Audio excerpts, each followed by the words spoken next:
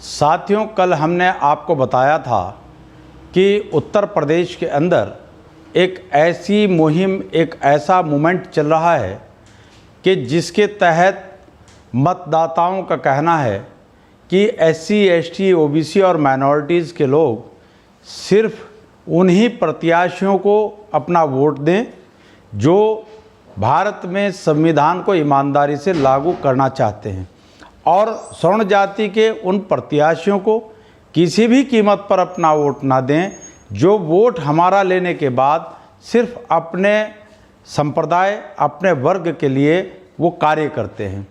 हमने जो आप लोगों को बताया था उसमें 22 पॉइंट मतदाताओं ने चिन्हित किए हैं कि जो लोग, जो राजनीतिक दल इन 22 बिंदुओं को अपने घोषणा पत्र में शामिल करेंगे, हम उन्हें अपना वोट देंगे। वो किसी भी दल का हो या किसी भी संप्रदाय का हो, लेकिन स्वर्ण जाति का व्यक्ति या स्वर्ण जाति का नेता ना हो। मैं ये 22 पॉइंट क्या है आप लोगों को पढ़कर सुना रहा हूँ, क्योंकि आपने देखा होगा कि अक्सर हम सत्ता परिवर्तन कर देते हैं, लेकिन सत्ता परिवर्तन के बाद भारत में व्यवस्था परिवर्तन नहीं होता, और जब व्यवस्था परिवर्तन नहीं होता तो भारत का जो 85-90% बहुजन मूल निवासी समाज है वो उसी तरह जुल्म की चक्की में पिसता रहता है, और 10-15% जो अपर कास्ट लोग हैं वो हमारे ऊपर काबिज होकर सत्ता और व्यवस्था को अपने इशारों पर नचाते हैं और अपना विकास करते हैं। वो 22 पॉइंट क्या है मैं आपको पढ़ करके सुना रहा हूँ। पहला कि सभी पार्टियां और उम्मीदवार बताएं हम आपको क्या वोट दें।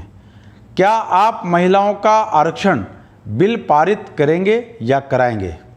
क्या आप अपनी पार्टी में टिकट देते समय और बाद में मंत्रिमंडल में 50% ओबीसी को, 21% एससी को, 8% एसटी को और 18% अल्पसंख्यकों को देंगे?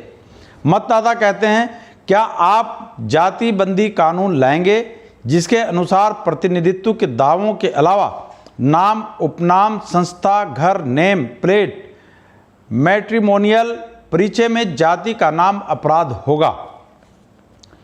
इसी तरह मतदाताओं की तरफ से मांग उठी है कि साक्षात्कार में भ्रष्टाचार बढ़ता है, ग्रामीण बच्चों को प्रतियोगिताओं में हानि रहती है। क्या आप साक्षात्कार समाप्त करने के लिए कानून लाएंगे आंध्र प्रदेश की तरह? आंध्र प्रदेश में इस तरह की व्यवस्था हो गई है कि अब वहां पर भर्तियों में साक्षात्कार नहीं है।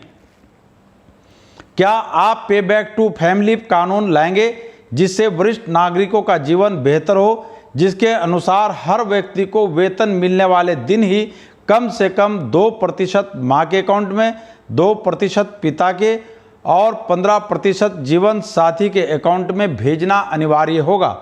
नंबर 6, क्या आप जाति आधारित जनगणना कराने हेतु कार्रवाई करेंगे? आपको याद होगा कि सन 1952 के बाद भारत में शासक जातियों द्वारा, शासक वर्ग द्वारा जातिगत जनगणना एक षड्यंत्र के तहत नहीं कराई जा रही है। 7वां पॉइंट है क्या आप ओबीसी को 50% प्रतिनिधित्व देने हेतु व्यवस्था करेंगे? 8, क्या आप एससी, एसटी, ओबीसी को का प्रोन्नति में आरक्षण देने हेतु कानून बनाएंगे? क्या आप अल्पसंख्यकों को आरक्षण देंगे? 10 नंबर, क्या आप देश के सबसे धनी 1% लोगों पर 1% कर बढ़ाकर 3 करोड़ रोजगार पैदा करने का तत्काल आदेश करेंगे, जो कि ऑक्सफैम रिपोर्ट के अनुसार संभव है? 11, क्या आप मुफ्त शिक्षा, चिकित्सा अधिकार कानून पारित करेंगे? 12, क्या आप अमीर गरीब के बीच डिजिटल डिवाइड खत्म करेंगे? 13, क्या आप निजी क्षेत्र की उन इकाइयों में जो महिलाओं और सभी समूहों को पर्याप्त प्रतिनिधित्व देंगे उन्हें करों में आंशिक छूट प्रदान करेंगे? क्या आप शादी पूर्व प्री मैरिज काउंसलिंग को अनिवार्य हेतु कानून बनाएंगे? 15 नंबर, मतदाताओं की तरफ से क्या आप अंधविश्वासों के विरुद्ध कानून पास करेंगे? क्या आप प्रदेश में बेहतर प्रतिनिधित्व के लिए 1000 विधानसभा क्षेत्रों के निर्माण के लिए कानून बनाएंगे। 17 क्या आप जिला पंचायत अध्यक्ष और ब्लॉक प्रमुख के निर्वाचन सीधे जनता से कराने हेतु कानून लाएंगे।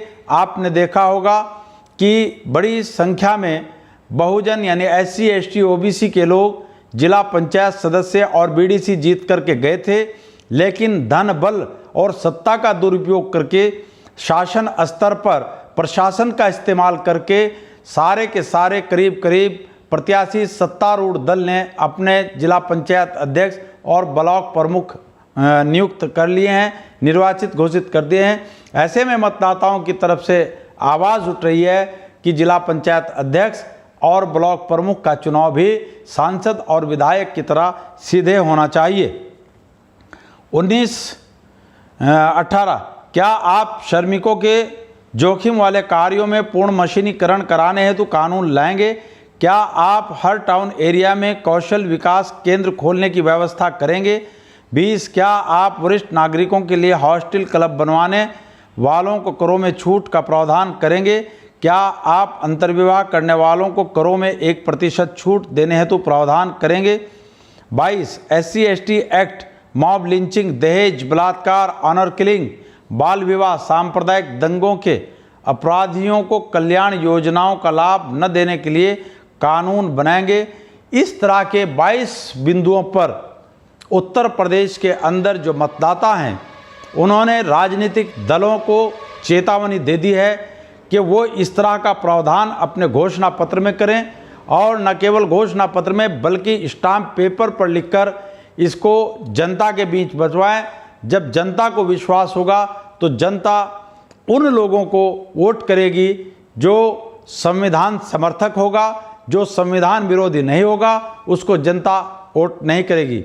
साथियों, इस तरह की मांग पूरे उत्तर प्रदेश में जोर पकड़ती जा रही है, और जो मठाधीश राजनीतिज्ञ हैं, जो पारिवारिक राजनीतिज्ञ हैं, या जो भाई भतीजावाद को पनपाने वाले लोग हैं, उनकी इस मुहिम ने रातों की नींद उड़ा दी है। आपने मेरी बात को ध्यानपूर्वक सुना, उसके लिए आपका बहुत बहुत धन्यवाद। साथ ही मैं एडवोकेट इंतखाब आज़ाद आप सभी साथियों से निवेदन करूंगा कि आप अपने मोबाइल में और अपने मित्रों के मोबाइल में तहलका एक्सप्रेस यूट्यूब चैनल को सब्सक्राइब कर वीडियो को शेयर करने का कष्ट करें, ताकि ज़्यादा से ज़्यादा लोगों तक ये विचार पहुंच सके और भारत का जो बहुजन मूल निवासी समाज है वो भारत के अंदर हुक्मरान बन सके। बहुत बहुत धन्यवाद। जय संविधान, जय मूल निवासी, खुदा हाफिज़।